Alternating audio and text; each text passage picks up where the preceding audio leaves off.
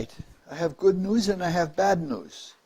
The good news is that it's not going to be a very long talk this time because it got so long that it's going to take 2 talks. The bad news is that the next one will be a long one, but I know how long it is now, so it isn't going to be super long. In fact, I couldn't find a way to break it evenly in half, so what is going to happen is tonight will be a little shorter and next time will be a little longer just to keep some kind of logic to the whole talk. All right, let's begin by talking about spiritual materialism. Pure materialism is a belief that everything in human experience is a product of interactions of matter. And when matter is used as a term, it is meant this stuff, solids, liquids, and gases. Even energy is just part of matter, interchangeable with matter. So everything in our experience, our thoughts, emotions, ideas, and even intuitions, though materialists don't too much like the idea of intuition, is a result of interactions of matter. And now this kind of pure materialism permeates science and technology as we know them now. In fact, in some ways, it's almost like the religion of the day. Spiritual materialism is something a little different. Spiritual materialism is conceiving of things in the spiritual worlds as though their form was like the stuff of this material world, like the chemical region. That it's graphic and very much defined in form. There are many varieties of spiritual materialism, and there are many degrees of it, and there are different grades of it. Some simple varieties are something like believing in God as an old man with a long beard and all of that. Not to slight Michelangelo, but that's the view that some have. It's likely that all of us in this room are, to some extent, spiritual materialists. We understand that the desire world is another world, a world that is different from the physical world in its substance and in its operative principles, but still we conceive of it in physical images. And part of the reason for this is that we depend so much on physical perception.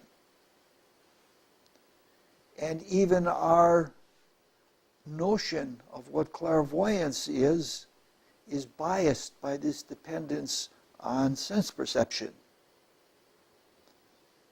Another part of the problem is that in attuning our consciousness to emotions and feelings and desires, one has to be apart from physical expression to do that. There is a logic, an emotional logic, that is, again, of the world, of the laws of that world. And it's difficult for us to discern the difference between the physical world and the desire world because we aren't attuned to the desire world. It's not only that we're dependent on the physical, but we aren't attuned to the desire world. So what is needed is a concentration out of which there is a discriminated observation. And there are examples from mythology that teach this. One of the heroes in mythology had a quest. We always have a quest of something we have to do in order to progress. I think if this one was Perseus, needed some information. And the only place he could get that information was from the river god Proteus. But he was warned or advised that when he gets to Proteus, he must make sure that he sees Proteus as Proteus is. There's only one way to get to Proteus. He has a grotto, and in order to get to that grotto, you have to dive into the river and then come up through the opening into the grotto. And this is what the hero does. He gets there, and he does it at a time that he is told that Proteus will be sleeping. You know, obviously this can't be like this world if you're having God sleep, but that's, you know, we'll go along with the story. And he sneaks up on Proteus, as he has to do, and he grabs him. And he's not to let go of him until he gets the information that he needs. And he can only get that when he sees Proteus as Proteus really is. So he grabs a hold of Proteus while Proteus is asleep, and when he wakes up, Proteus is very, very cunning, and while he's in the hands of the man, he metamorphizes his shape into all kinds of different things. You know, one of the things he metamorphizes into is a snake, a poisonous snake. You know, you think, I got to let go of this thing. And another thing that he metamorphizes himself into is a blaze of fire. But Perseus holds on firmly. And eventually, after Proteus has gone through all of his wiles, he can be seen as he is, and he then must give the information. Now, it's interesting because even in the telling of this story, we have spiritual materialism. We're probably seeing Proteus as a human being. And the gods do portray, the mythographers do portray the gods most frequently as human beings or having human form. What they mean is that they're like us in consciousness, in that there is a threefold spirit that is self-conscious and awake, but they aren't certainly not in this type of body. It wasn't a Michelangelo kind of thing. But the moral of this story is our tool is not our physical hands. It is the attention and direction of our consciousness. And when we put our consciousness onto something, especially if we're putting our consciousness onto something in the desire world is very elusive, and it goes this way and that, and it is only until you hold something in your consciousness that you can penetrate all of the illusions that you can really know the truth and get what you want. So this is one of the reasons why concentration. In all of the Western schools, concentration precedes and works into meditation so that we don't lose things, that we don't drift, and that we don't have misnotions about things because we haven't seen them as they really are.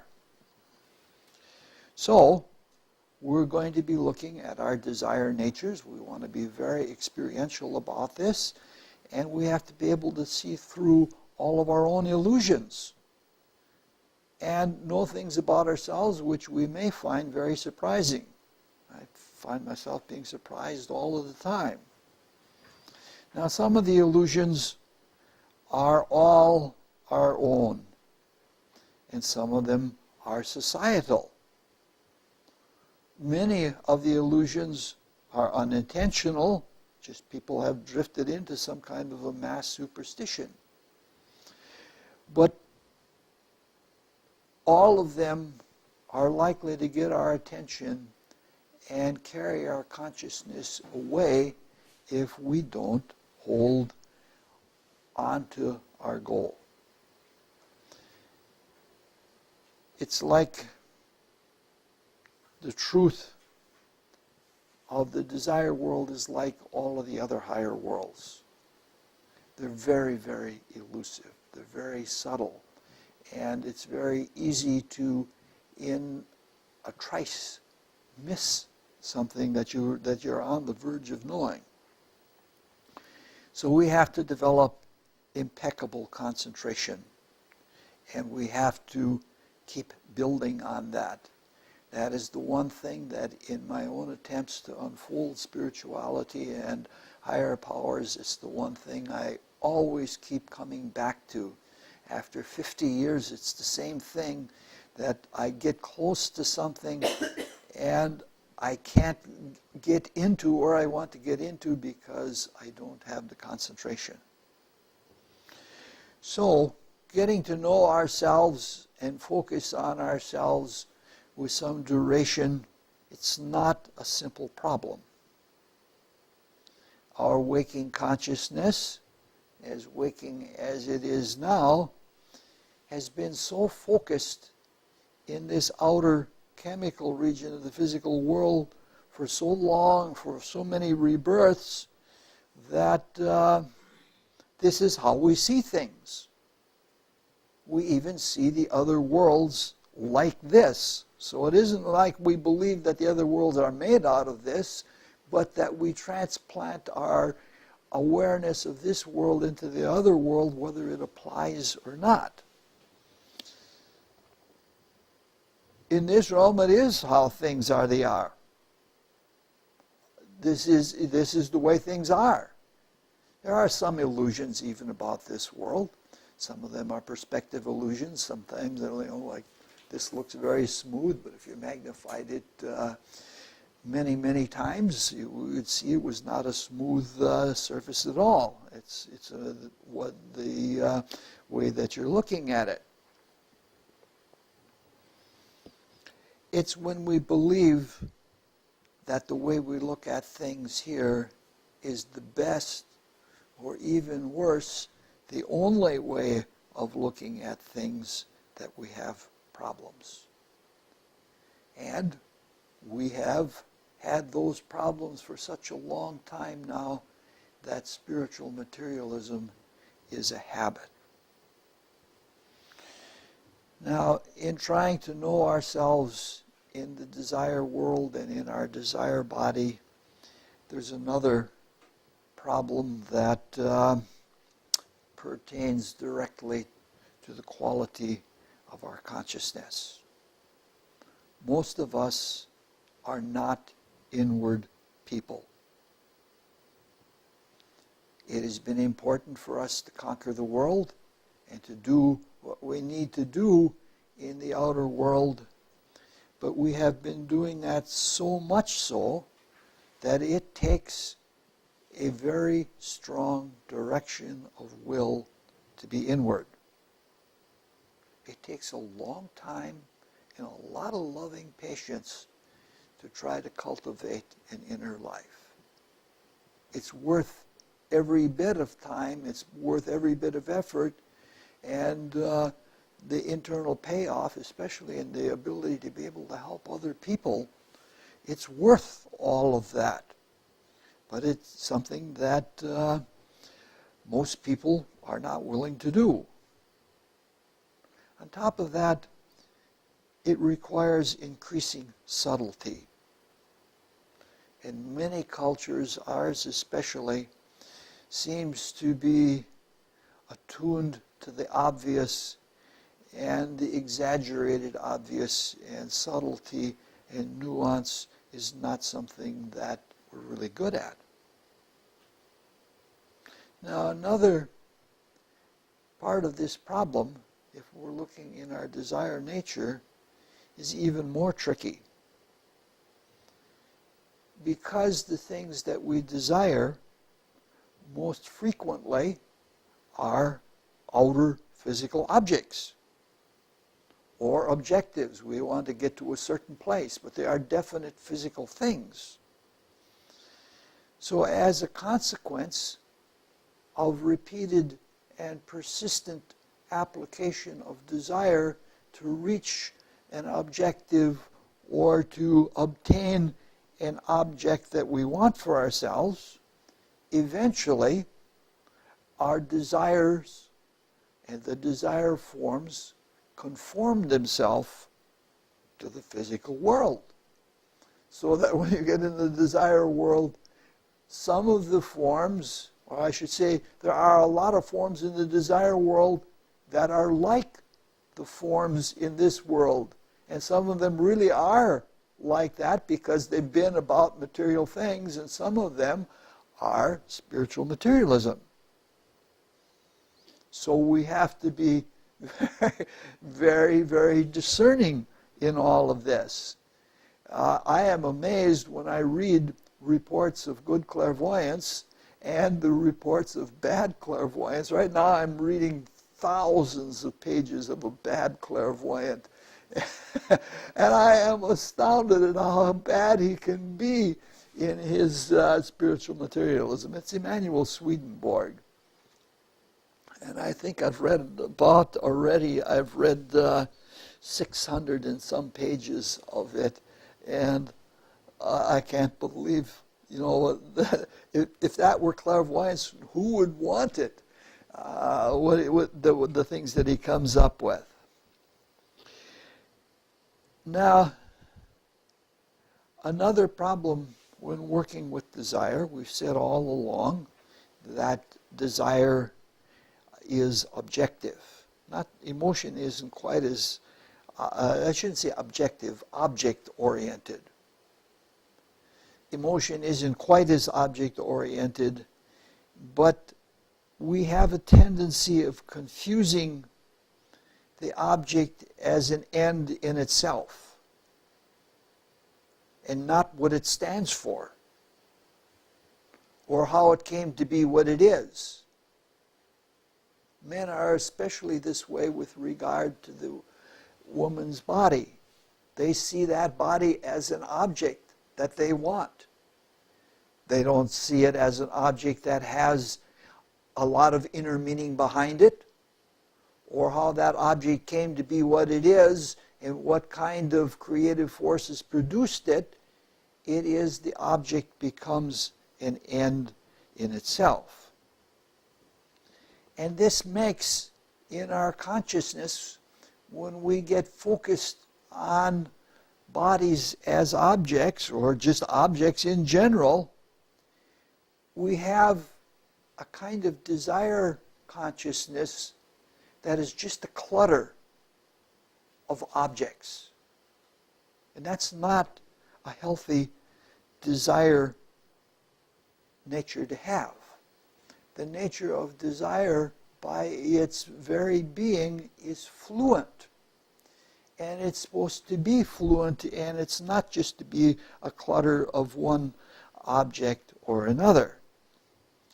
Now, there are a lot of other problems, some of which will come up along the way, but there are other problems in trying to understand our desire nature, and when we see what is not right, to correct it and to use it in the best, most pro-evolutionary way possible.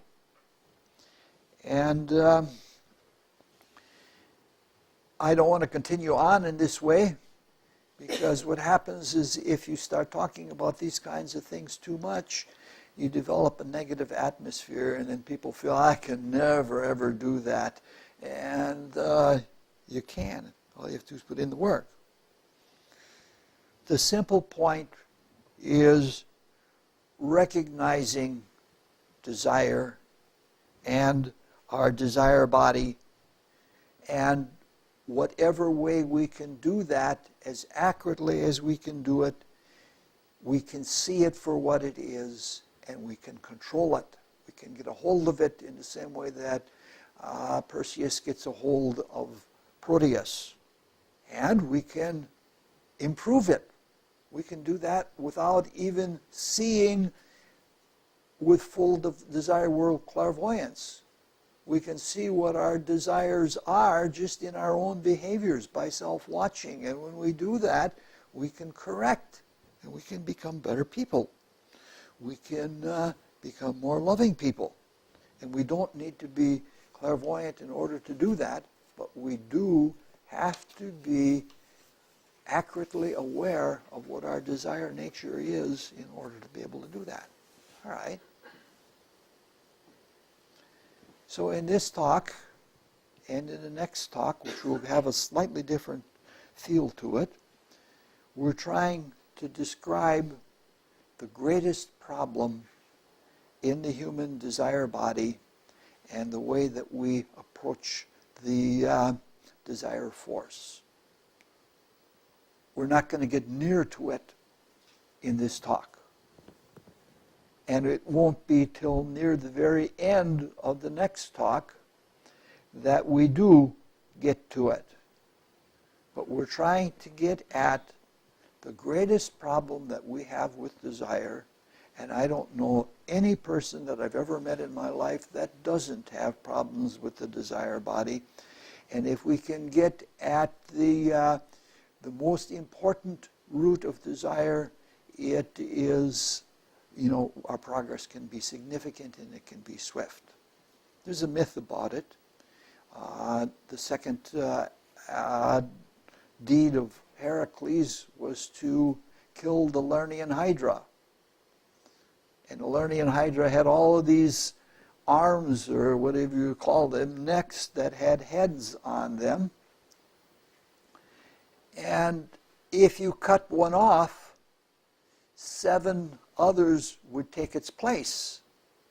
And you'd have to be struggling and tangling with all of them, unless you got to the centralmost neck and head and chopped that one off and stanched the womb, which is what the wound, which is what, what a Freudian slip that was. Unless you stanch the wound and make it so that it can't grow back, you'll never overcome. And that's exactly what he does. So what we're going to do now is we're going to build very slowly toward understanding our desire nature to get at the central problem of dealing with desire. And the way it's going to work is this is going to be unevenly divided.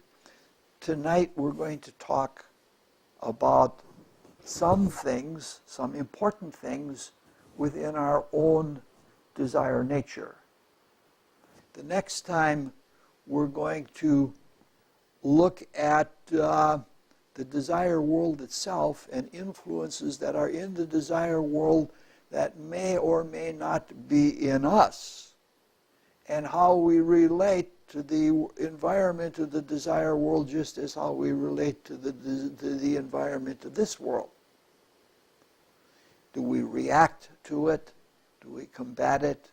Do we work harmoniously and positively with it? Or do we struggle? Now, in all of these talks, we're still on the cosmography talks, and it's probably going to be a year before, at least before we finish the cosmography talks. I think we'll get somewhat into the world of thought by the spring break, and then next fall we'll continue with the world of thought, and then when we begin in winter, provided I'm allowed to live this long, we will go to the true spiritual worlds, and it'll be a special subdivision of talks about Christ and our relationship to Christ in a spiritual sense.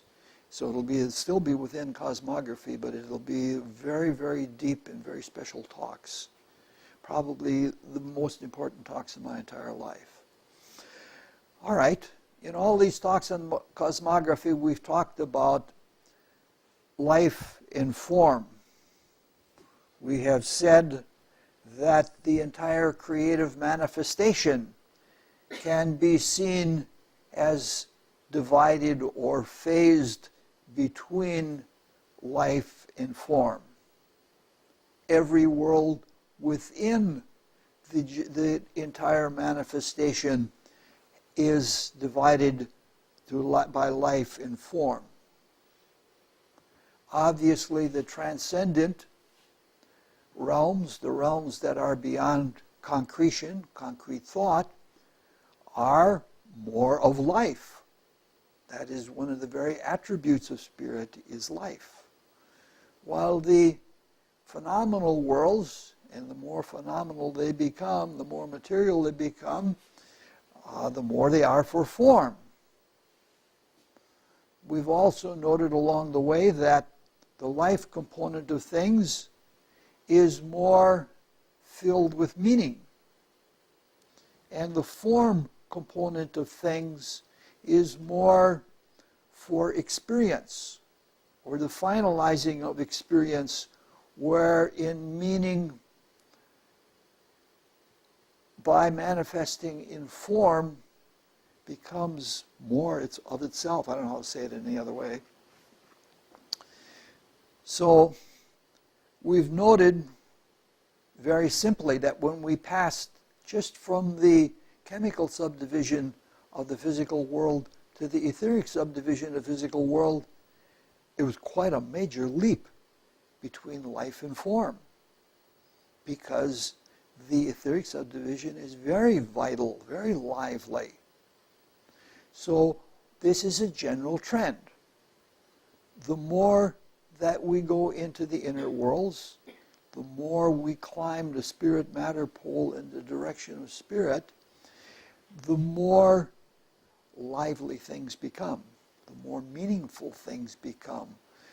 A lot of people who have written about their experiences with it say the more real things have become, that there's more reality in these very subtle spiritual things than there is in the world of forms.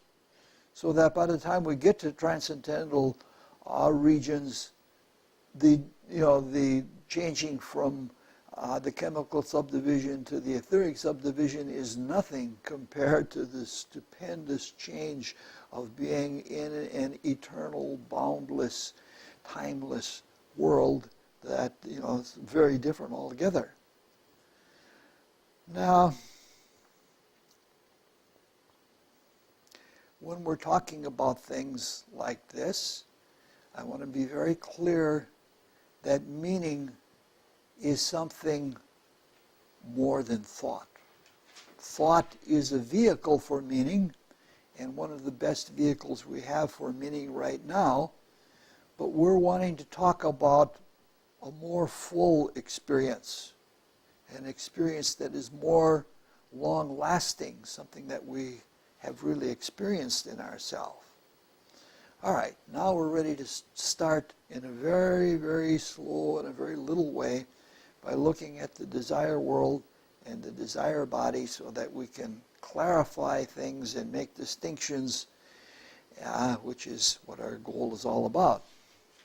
Let's take a very simple example. Suppose someone initiates in the desire world a brief expression. Say it's a moment of peak. That moment is not graphic as a physical object.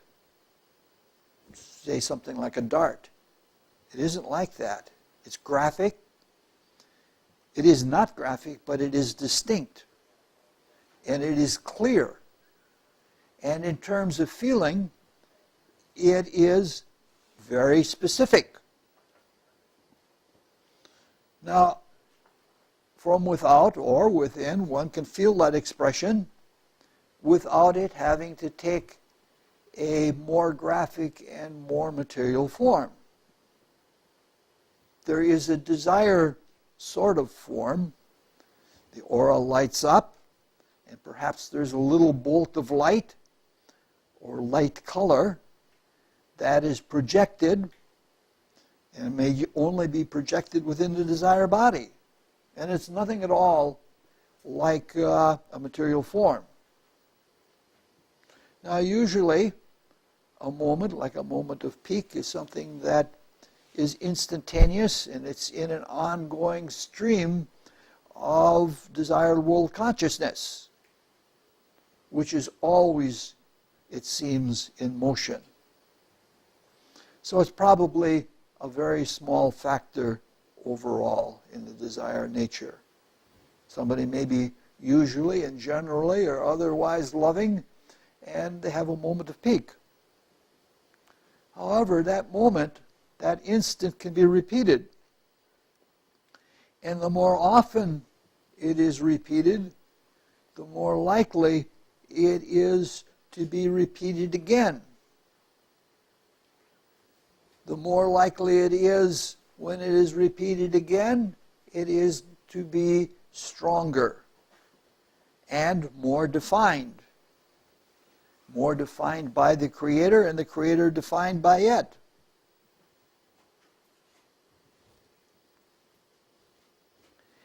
It may become a very distinct bolt of light. Now, depending on the principles that are utilized and the life of the individual, it may eventually take the shape of an object. Even the recipient of that moment of peak might objectify it. And suppose it is somebody that hangs out as a pub, and they say, he's throwing darts at me again. And eventually, with our materialistic outlook, it might actually appear as a dart even in the desire world. It doesn't have to, but that's what frequently happens. Now, a moment of peak doesn't even have to be really a harmful thing. The meaning of desire is something different from the form of desire, no matter what the development of that form. But usually the form suggests the meaning. The meaning might be, I'm being annoyed by something that's frustrating my intentions, and I'm going to drive it off. And so that's a very simple self-assertion, and it has its consequent repulsion. Now suppose that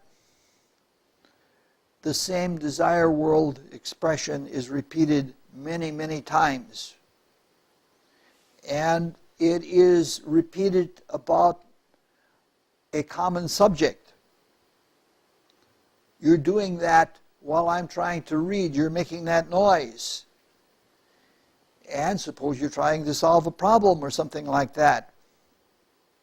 What usually happens is that other emotions cluster around that same problem, that same expression.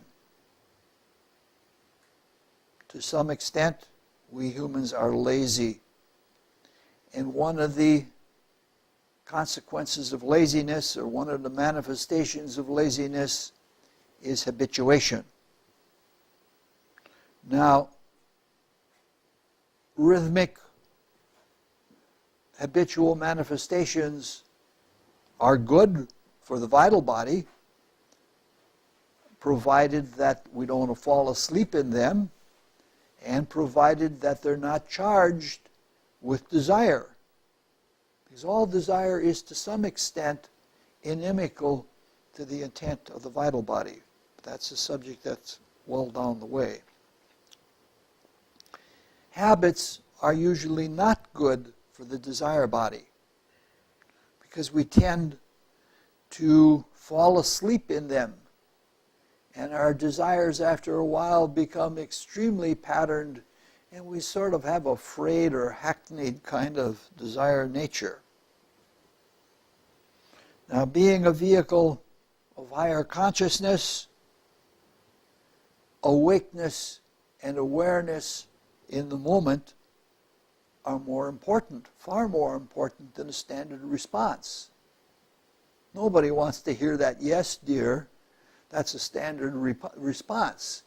Somebody wants a response that is genuine, that is real, that what you're feeling right now. So what happens is when you express the same emotion or desire manifestation of one kind or another repeatedly, and it gets associated with a certain kind of situation, like the breakfast nook or something like that, it becomes a behavior pattern. And that pattern is not only a behavior activity, because there are many different emotions that are attached or become attached to it. And it becomes an attitude. It's no longer just a peak, or it's no longer just a rolling of the eyes in reaction. It becomes a pattern, and there's a general attitude. You can see something like this can spread quite extensively in the desire nature. I'm sure that all of us have seen it happen in ourselves or in others around us.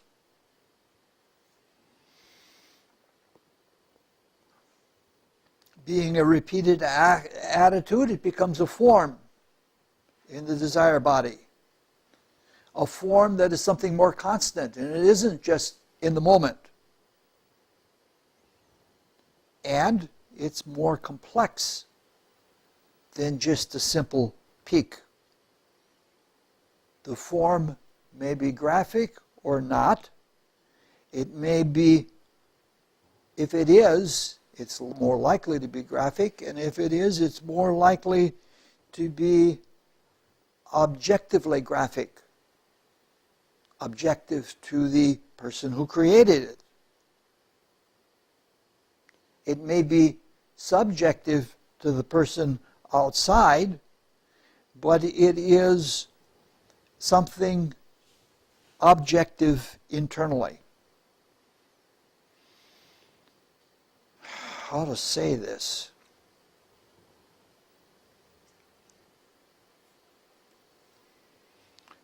So we're dealing with something that is a bigger pattern and a bigger formation.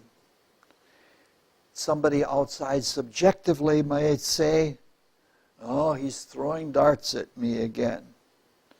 Now, the experience of the desire world, and one has to be really on one's toes to experience it, is a relatively particular experience.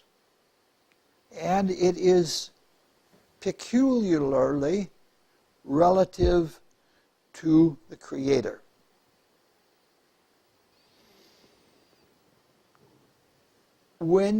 This is a thing about all of the spiritual bodies, even the physical, the dense physical body is like that. You're working through its body, through a body, according to what that body is, not what your intent is. Like in the dense physical body, we have athletes. They say, well, this guy can't jump very well, but he's very quick on his feet. And you then work with the strength of the individual, or you play on the weakness or something like that. It is the same way, or it is analogous in the desire body, only in the desire body it's much more subtle. Because the statement is, you're always looking through your own desire nature. Just like even in the physical body, you're always looking through your own physical body. And if you have a lot of floaters, or if the vitreous is cloudy, your vision is cloudy, and you're looking through it, and eventually you have a cloudy vision of the world. in the desire world, you're always looking through the basic stamp of your desire nature. And you might be seeing things objectively, clearly, or you might be seeing them wrong because of the composition of your desire body.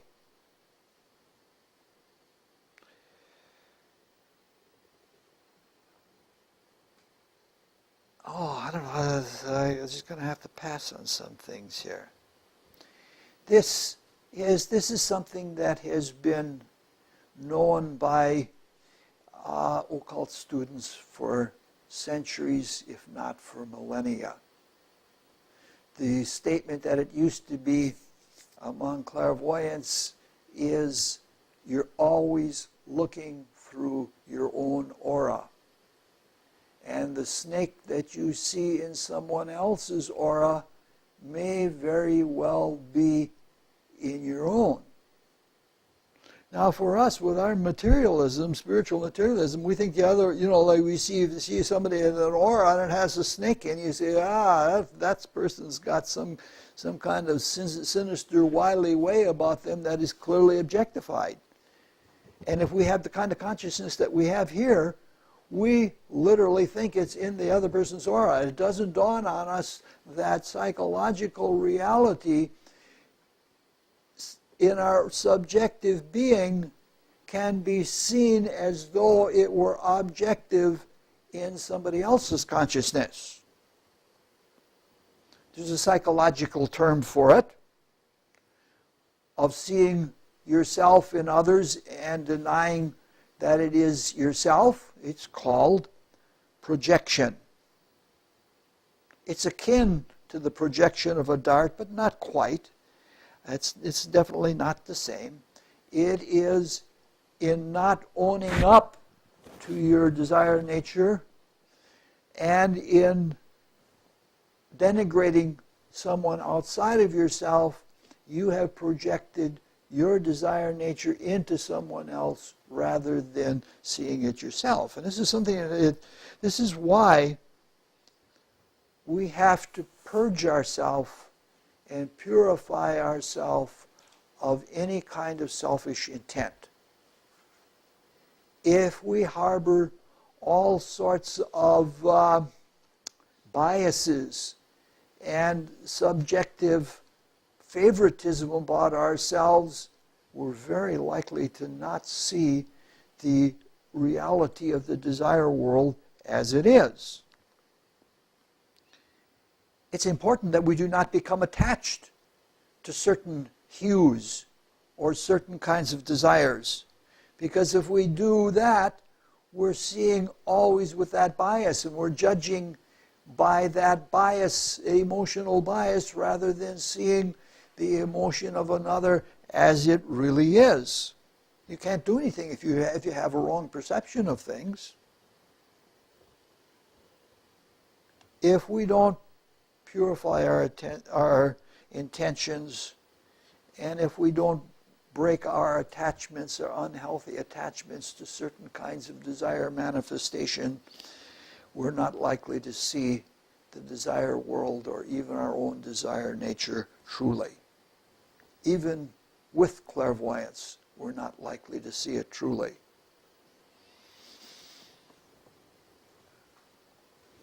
Probably one of the greatest examples of not being able to see something clearly is wanting to possess someone or be possessed by someone. I'm not talking like spiritual possession. I'm talking about emotional possession. You're mine, all mine. Oh, I've always wanted to be yours all of my life. And once you produce that kind of consciousness, it's very difficult to see what the reality is. All right.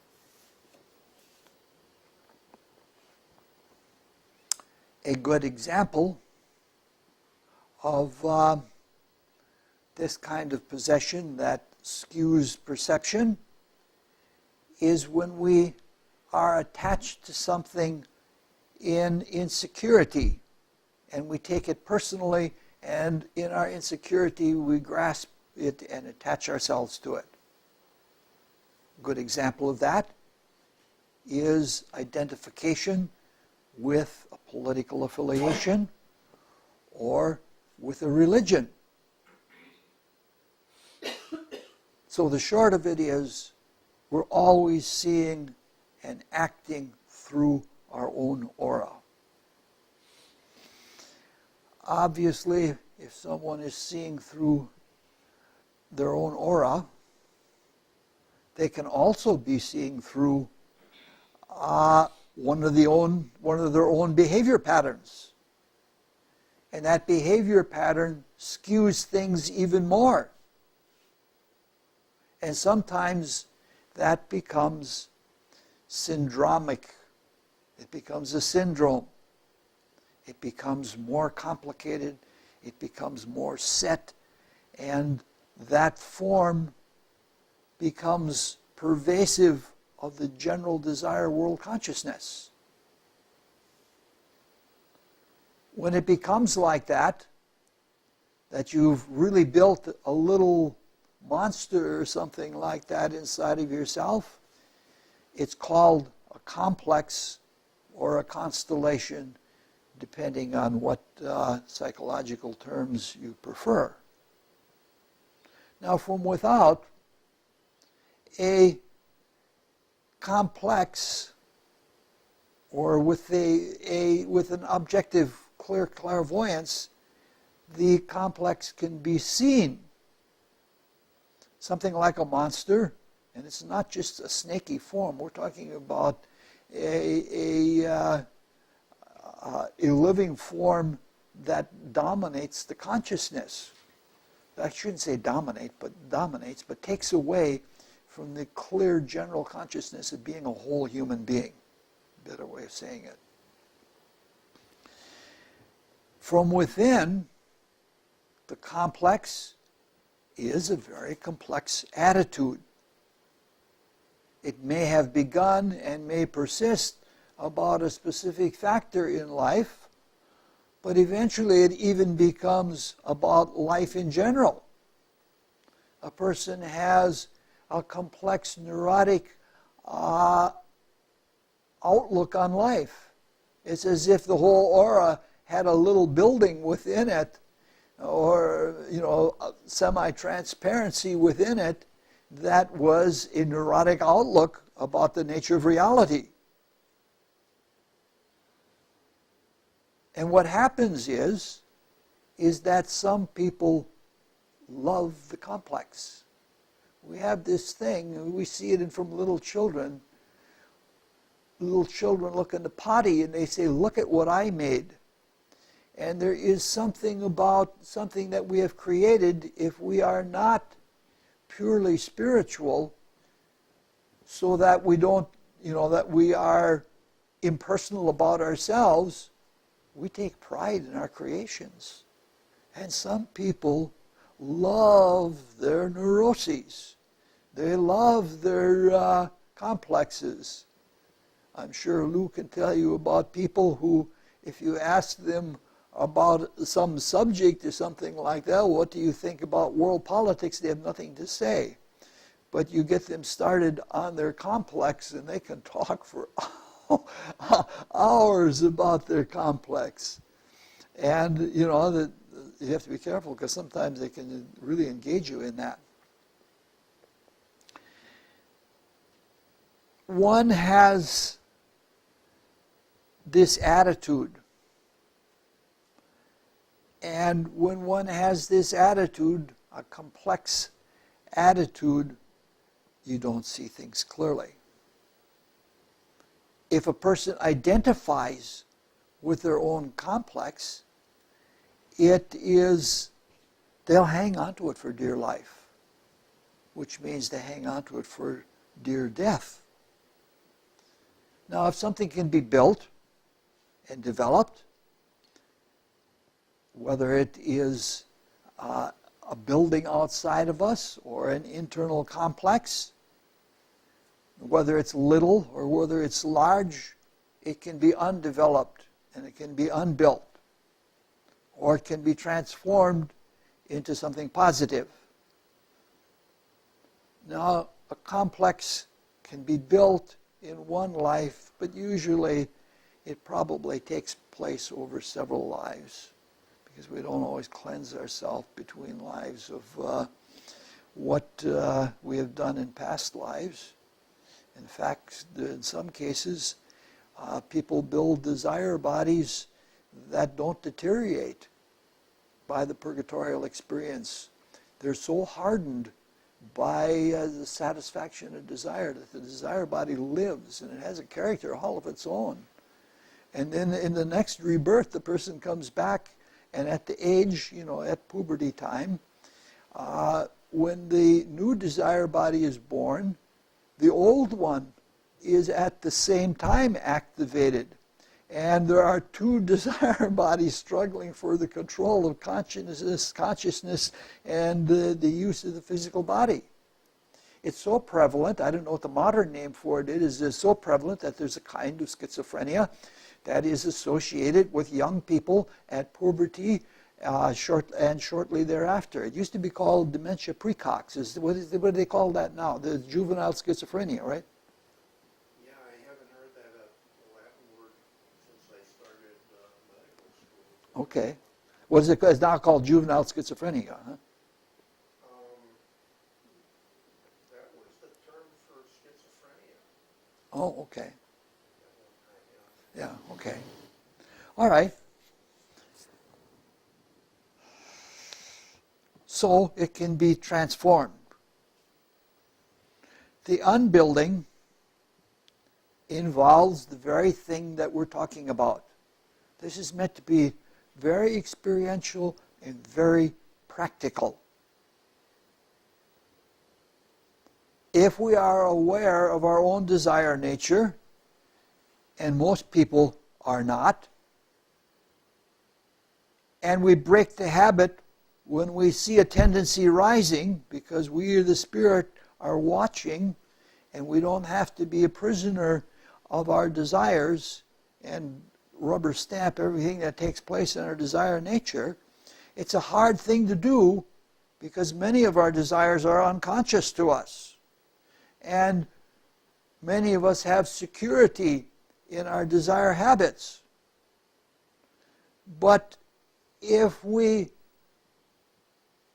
refeel or unfeel the desires that have gone into the building of a complex, they can be dissolved and the energy is released. I don't think there's anybody that has been healed with regard to a complex that doesn't feel much more alive and much more energetic, because they were holding with an unconscious will those desires in existence. And there's something very freeing.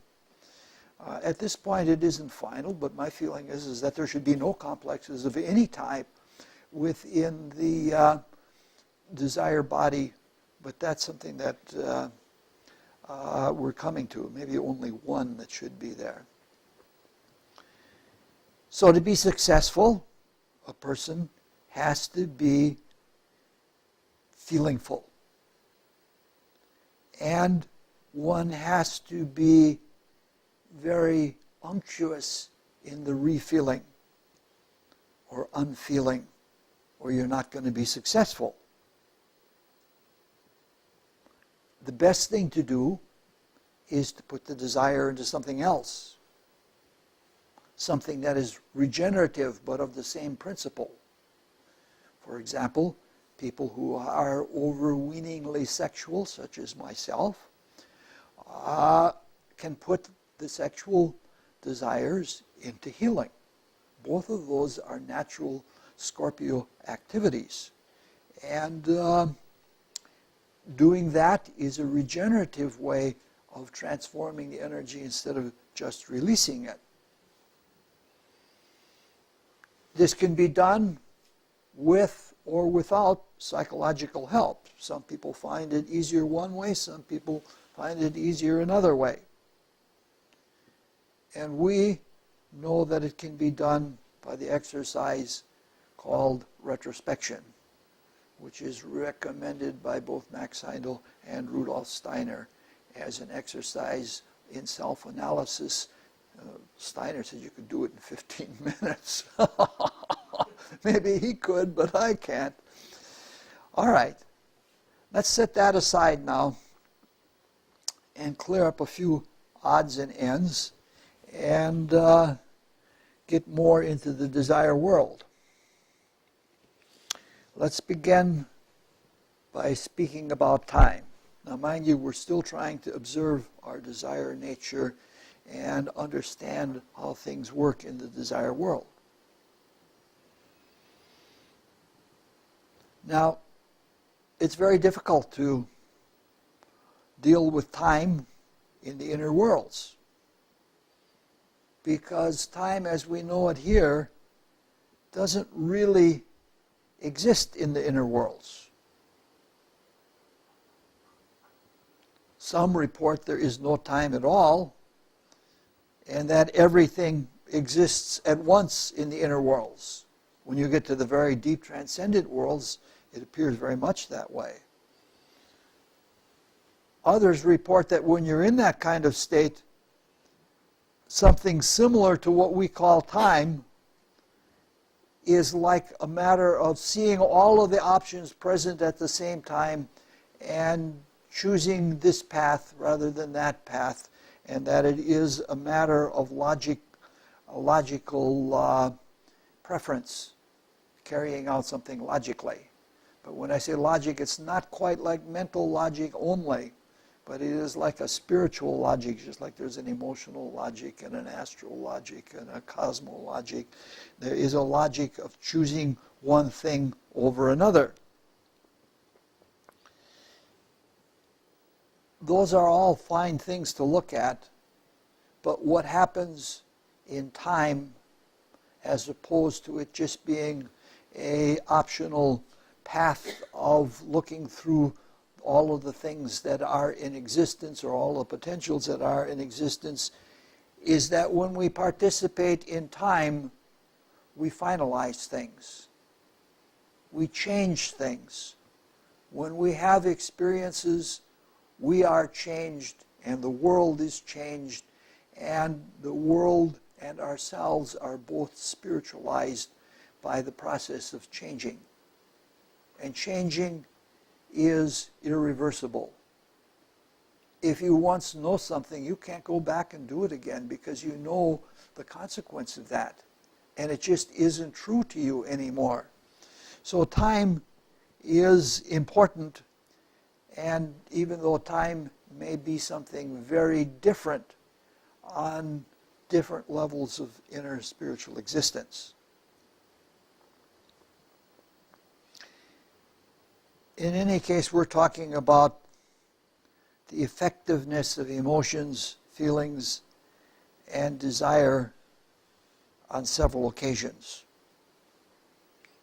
Now, there are at least three major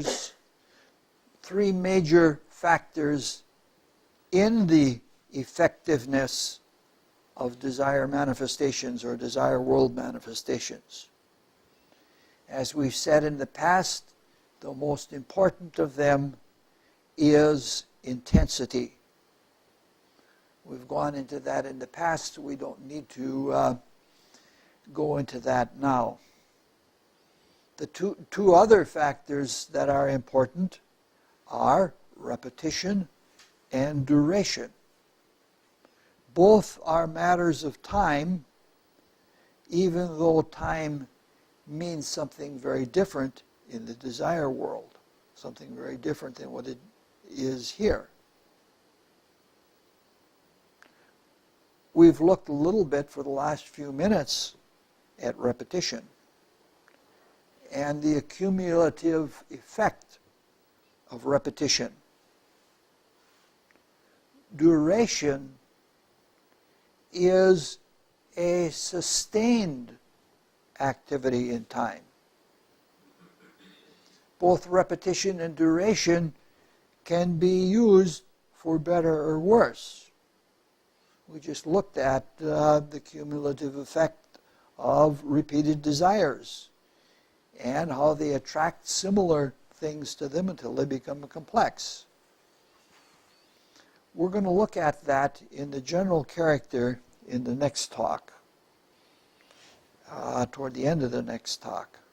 But for now, let's look at some very few simple examples that we can relate to from our experience, and then we'll introduce those into the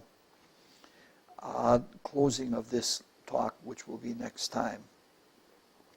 Also, these are the things that are being said are not final. These are things that I'm putting out so that you can investigate for yourself, and you may come up with different conclusions about them. Now, most of the examples that have to do with duration, most of them are usually pathological. And that is because human nature is what it is at this time.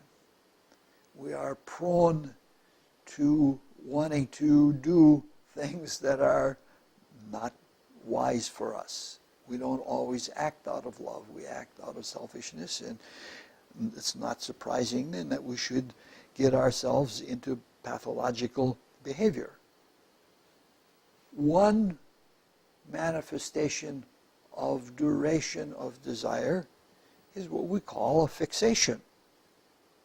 We set our sights on something, and we want it, and we never let up until we have it. Of course, if we're doing that, this is a self-assertion that is, in a way, of a very selfish variety, and it is self-destructive. And if the fixation is obsessive, the self-destruction becomes almost equal with the manifestation, so that you can never fulfill an obsession. You keep trying harder, and the resistance becomes harder. It kicks back harder. It seems to work effectively if you're trying to do something positive with it. The negative manifestations we see all of the time. It's the stuff of movies, especially John Wayne movies. John Wayne in a movie would swear vengeance. I'm going to get that Indian that did that. But it's just as easy to keep your eye on the prize, is the way it is put. It doesn't have to be a definite object. It can be something Jupiterian, which means something universal, but as long as we keep our mind on that, that is a positive use of setting up an unbreakable connection between subject and object.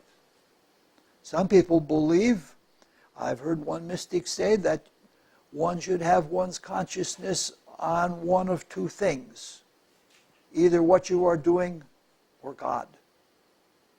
And it is the people that have divinity constantly at the front of their attention that have the great enlightening experiences. Even though the love forces are ultimately stronger and more durable than the selfish forces, even the vengeance forces, because they are, what you're reaching for is so other-oriented and takes one so beyond self, and it is such a broad thing, it's very, very hard to have a magnificent obsession. Very few people, it's what was called as a magnificent obsession.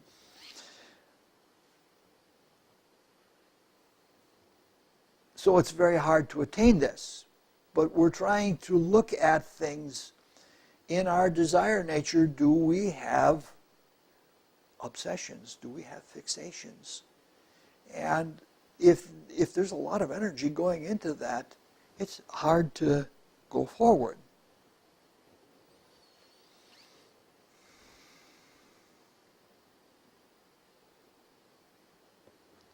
If we become more adept and we give more of our attention to universals, and if we become abstract spiritual beings, it becomes every bit as possible to have long-term application of desire on things of the spirit as it is to have them on the Saturn-Mars things that are of personal assertions, self-assertions.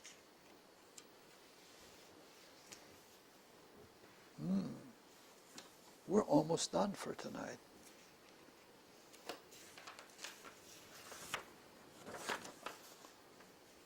We've done an hour already, huh? Better than an hour. Wow. Now, to get at another important factor of duration in the desire world, we have to return to the concept of timelessness. And timelessness is not the same thing as eternity. In timelessness, which means more in the spiritual worlds, things are seen in wholes. A life cycle is a whole in timelessness.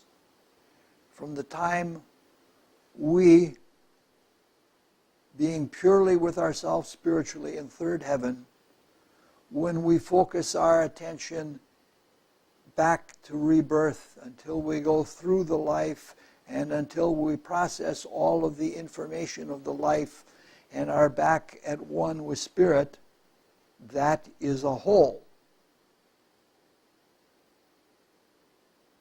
Now, if we know somebody really well, we feel we can understand their emotional nature as a whole. I have a pretty good guess that Tim has a really good feel for the whole that is the emotional or desire nature of his wife, because they're very close, very tight people.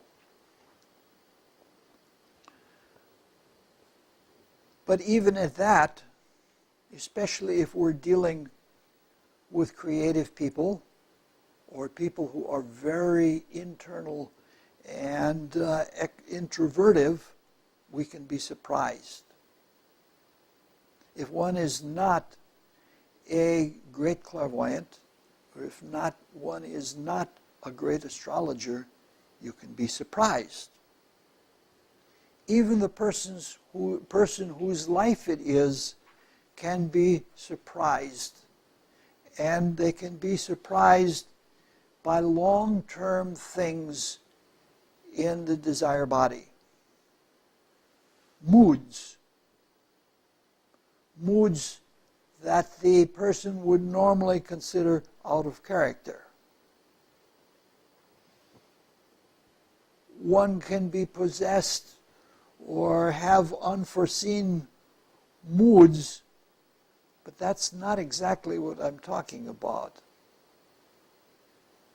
Through the arts or through the study of emotions, you can change your emotional nature. And that's usually done very, very slowly and little bit by little bit. But that's not what we're talking about either. The fact of the matter is that nothing can come out of the emotionality that wasn't there to begin with. Therefore, if in life you suddenly find yourself with a mood, even if that mood is about something that has appeared in the external world, that mood could not have come to you unless it was already in your desire world or in your desire body.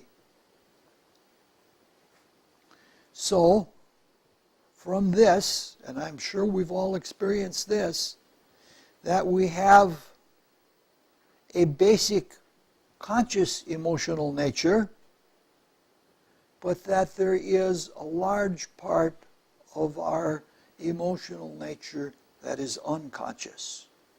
This is an exceedingly important thing. This is why we're going through the exercise of this very tedious couple of talks, is to be aware that there are things that we are unconscious of, and that if we want to be able to steer our own ship, we have to become conscious of them and take them in hand. Now, sometimes something like a mood which may occupy us for a decade, sometimes it's latent, and sometimes it's repressed. And sometimes, since moods and other things in our character can have their own pseudo-personality, sometimes they can even hide themselves from us. So there are various ways that long-term things and feelings can be unavailable to us. Now, the part that hides itself is what we're trying to get to ultimately, and we won't get to that until near the end of the next talk. In all cases, when something like this becomes manifest, it's surprising. Sometimes it only surfaces momentarily, like in crises or in illnesses, or in moments of extreme relaxation. Now, the momentary manifestations are interesting, but they're not as engaging and perhaps not as important as the long-term manifestations, those things that seem uncharacteristic. Ultimately, the plan for a life and the life itself are one. It's only in time that the plan for life and the life itself are separated. The life and the plan are expressions of the individual. And the individual is a product of many previous lives and many previous plans. So our life is the playing out of a life plan, and it is the becoming of an individual.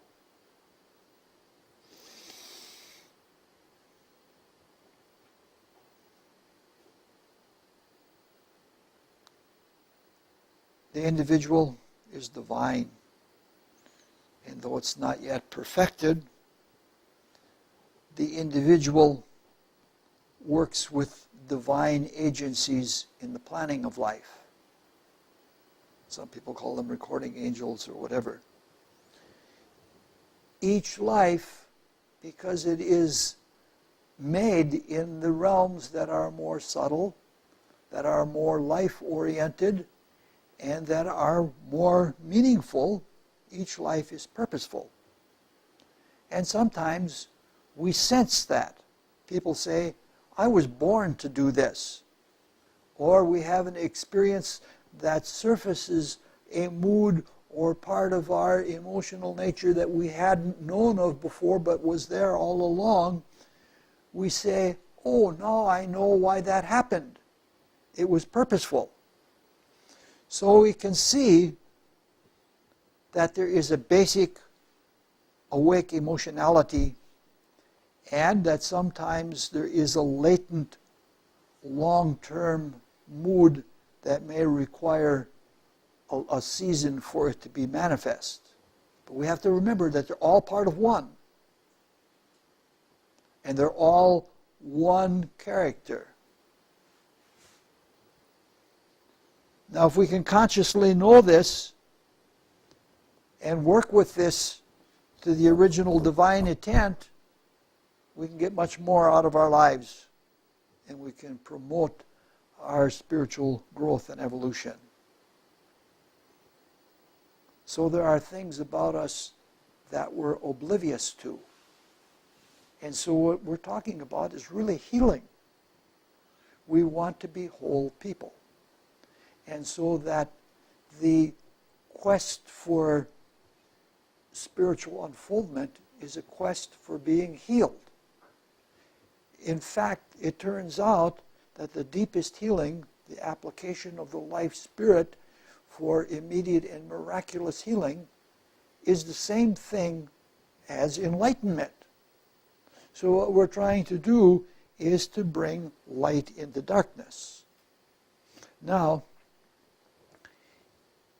to be in touch with the purpose of things and to see them, to bring them to light, I find astrology is extremely helpful. I find that there are things in myself that I didn't know that were there. Within this last year, there were things that I had a hint about myself that were there. I never knew. Within the last year, they have come to the surface. And astrologically, it all makes sense. But there are other means, the best of which the astrology can't do it by itself. Unless we have intuition and unless we become very carefully self-observant, we're not likely to be successful. All right, this is as far as I want to go tonight. Next time we will look not at the individual desire body, the conscious and unconscious, not so much as that. We're going to look at the relationship of the desire body to the desire world. How we are influenced by it and how we influence it.